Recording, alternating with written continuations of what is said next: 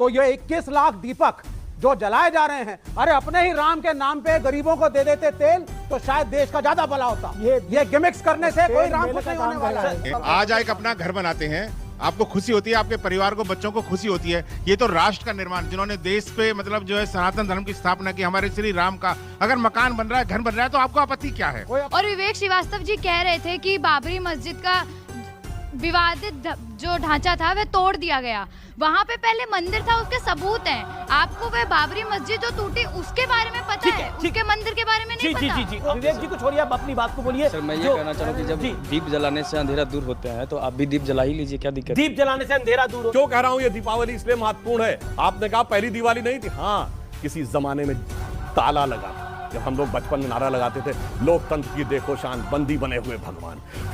मैं दुनिया में चुनौती तो कहता हूं, हमारे ही भगवान एकमात्र हैं जिन्होंने कोर्ट में खड़े होकर अपना मुकदमा खुद लड़ा है और पूरी मर्यादा के साथ, सारी कानूनी वैधताओं के साथ अब जाके मंदिर वो बना है। इसलिए मैं कहूंगा एक वो भी दिवाली थी जब उजड़ा हुआ गुलशन था, रोता हुआ माली था, आज महका हुआ गुलशन है, बजती हुई ताली है।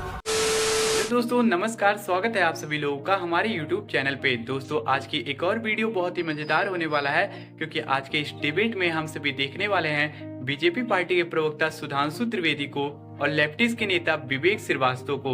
दोस्तों आज विवेक श्रीवास्तव इस डिबेट में बोल रहे होते हैं कि दीपावली के उपलक्ष्य में जो अयोध्या में दीपक जलाए जाते हैं वो दीपक हमें नहीं जलाना चाहिए, और दीपक में जो तेल और घी डाले जाते हैं वो तेल और घी गरीबों में बांट देना चाहिए। तो इसी बात का बहुत ही शानदार जवाब सुधांशु त्रिवेदी ने विवेक श्रीवास्तव को दिया है और काफी अच्छे से उनकी क्लास लगा दी है, और वहां की बैठी जनता ने भी काफी अच्छे सवाल पूछ के विवेक श्रीवास्तव का बोलती बंद कर दिया है।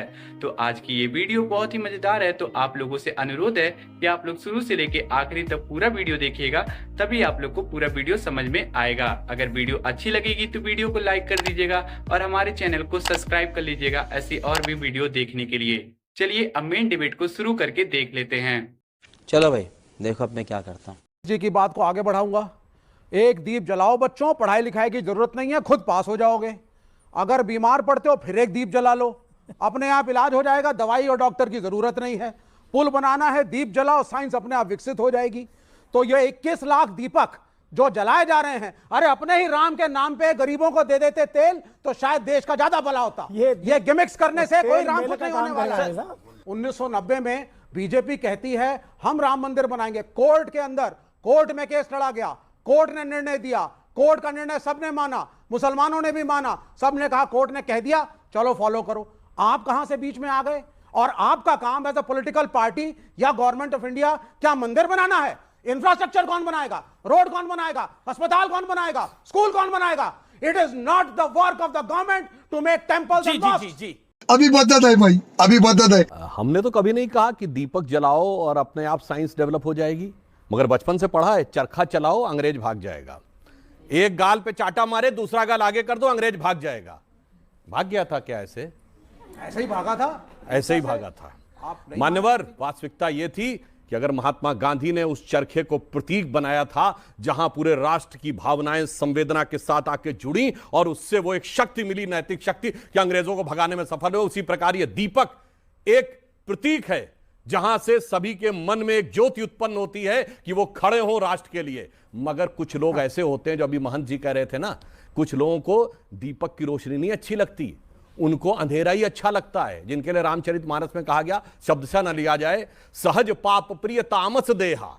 जिनके मन में पाप होता है उनकी सहज प्रवृत्ति तामसी वैसे ही होती है। यथा उल्लू कही तम पर नेहा, उल्लू मतलब उल्लू की जैसे आसक्ति अंधेरे की तरफ होती है, कभी दीपक की तरफ नहीं होती है, वैसे कुछ लोग हैं सिर्फ अंधेरा देखते हैं। अब मैं जवाब देता हूं। इन्होंने बड़ा वाजिब सवाल किया कि राम मंदिर बनने से क्या हुआ था। जनाब, राम मंदिर ऐसे नहीं बना है। जब राम मंदिर बना है उससे पहले 4 करोड़ गरीब लोगों को प्रधानमंत्री आवास योजना के तहत आवास मिला है।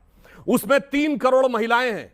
मैं दावे के साथ कहता हूं जिनका रजिस्ट्री में नाम लिखा हुआ 2014 से पहले गरीब वर्ग की 3 करोड़ महिलाएं ऐसी नहीं थी जिनका नाम उसमें लिखा हुआ हो। और आपने कहा इंफ्रास्ट्रक्चर, 37 किलोमीटर पर डे की रोड बन रही है। इंफ्रास्ट्रक्चर इन्वेस्टमेंट में हम इस समय नंबर 1 के देश हैं, अमेरिका के से ज्यादा इन पर। अब आइए 5वीं बड़ी अर्थव्यवस्थाएं सुन लीजिए, चौथे बड़े स्टॉक एक्सचेंज बने हैं, तीसरे बड़े ऑटोमोबाइल मैन्युफैक्चरर बने हैं, अरे चांद क्या छूते कोने को छूने वाले देश बने हैं, उसके बाद जाके यह राम मंदिर बोलते जाएंगे आप लोग, और मैं एक और बात, आप बोल रहे थे, मैंने बीच में नहीं बोला, क्या हम चांद पे नहीं गए? आप भी बोल रहे थे, जाके बच्चों से कहता हूं चेक करिए, चाइना इकोनॉमिक रिसेशन में है, अभी फिच ने रेटिंग जो है उसकी घटा के 5.2 से 4.5 की है, भारत की 5.5 से 6.2 की है। ये अंतर हो रहा है कि कैसे हम जी जी जी जी और आप अब आप जी जी एक लाइन जी जी 10 सेकंड और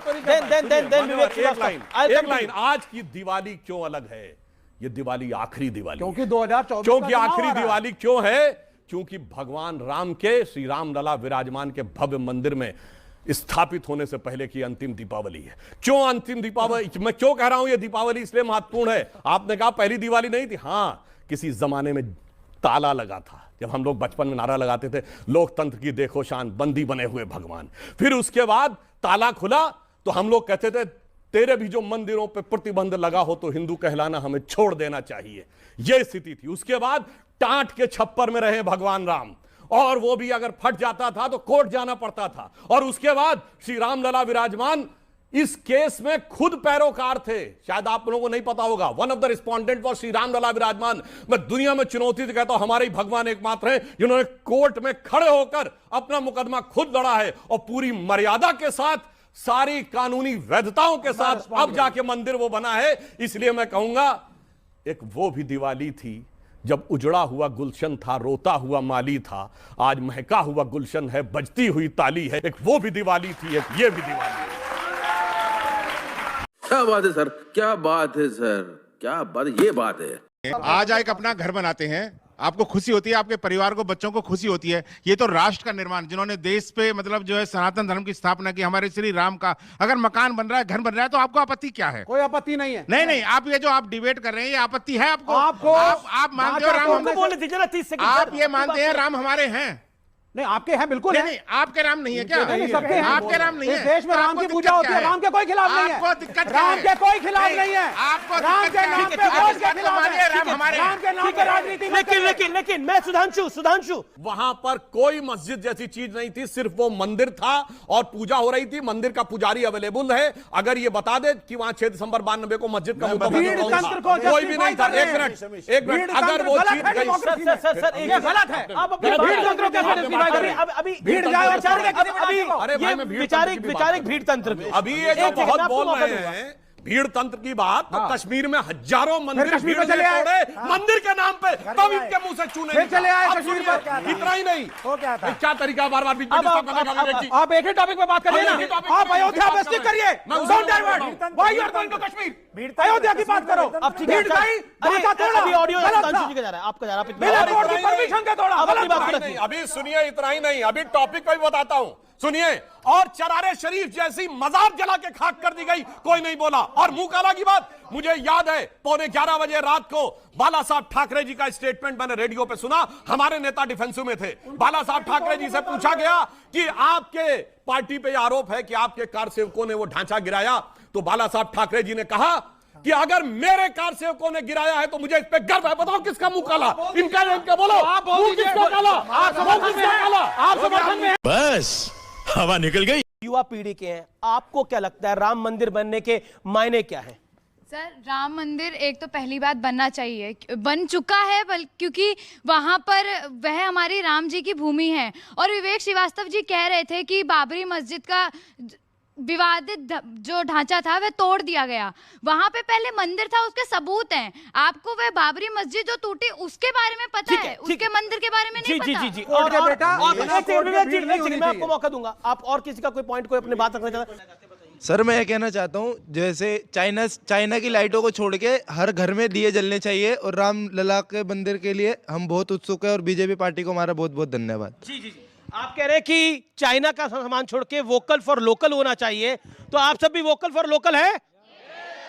तो घर में भारत का सामान लेकर आ रहे हैं? चलिए, वोकल फॉर लोकल कौन कौन है? कौन कौन अपने घर में कौन कौन सी चीज लेकर आया है, बताए। सर, हम इस बार जो स्पार्कल लाइटनिंग्स होती है इस बार हमने कुछ भी वैसा नहीं जला। इस बार हमने सिर्फ दीपक लाए हैं। जैसा कि श्री नरेंद्र मोदी ने कहा था 21 लाख दीपक, तो हमने भी सोचा एटलीस्ट 21 दीपक तो हम अपने घर में जरूर जलाएं। दीपक लेकर आए हैं। और कोई अलग सी चीज लेके आया हो तो बताए। वोकल फॉर लोकल के लिए बताइए। वोकल फॉर लोकल की बात करें तो हमने बंधनवार अपने घर में खुद अपने हाथों से बनाए हैं, और सजावट का जितना भी सामान है, रंगोली के लिए हम लोगों ने कलर्स की जगह फूलों का इस्तेमाल करने का सोचा है। सर ये विवेक अभी आपने सुना, विवेक जी को छोड़िए, आप अपनी बात को बोलिए। सर मैं ये कहना चाह रहा हूँ कि जब दीप जलाने से अंधेरा दूर होता है तो आप भी दीप जला ही लीजिए, क्या दिक्कत। ये बड़ी अच्छी बात कही आप। दोस्तों आज की ये वीडियो बस यहीं तक था। अब बात कर लेते हैं इस वीडियो के बारे में। तो विवेक श्रीवास्तव हमेशा ही हमारे देवी देवता और हिंदू धर्म के खिलाफ ही बोलता है, क्योंकि वो कभी नहीं चाहता कि सारे हिंदू एक हो जाएं। तो दोस्तों इस वीडियो के बारे में आप लोगों का क्या राय है? अगर आप लोग विवेक श्रीवास्तव के बारे में कोई राय रखना चाहते हैं तो आप लोग अपनी राय हमें कमेंट बॉक्स में जरूर बताइएगा, और इस वीडियो को आप लोग ज़्यादा से ज़्यादा शेयर भी कर दीजिएगा। और दोस्तों अगर वीडियो आप लोगों को पसंद आई है तो वीडियो को लाइक कर दीजिए और हमारे चैनल को सब्सक्राइब कर लीजिए, क्योंकि हमारे चैनल पे न्यूज़ और पॉलिटिक्स से रिलेटेड डिबेट आता रहता है। तो अभी हम आप लोग से विदा लेते हैं, मिलते हैं नए और धमाकेदार डिबेट के साथ। तब तक के लिए आप सभी लोग अपना और अपने घर वालों का ध्यान रखिएगा। जल्दी मुलाकात करेंगे एक नए वीडियो में। तब तक के लिए जय हिंद, जय भारत, वंदे मातरम, जय जय श्री राम।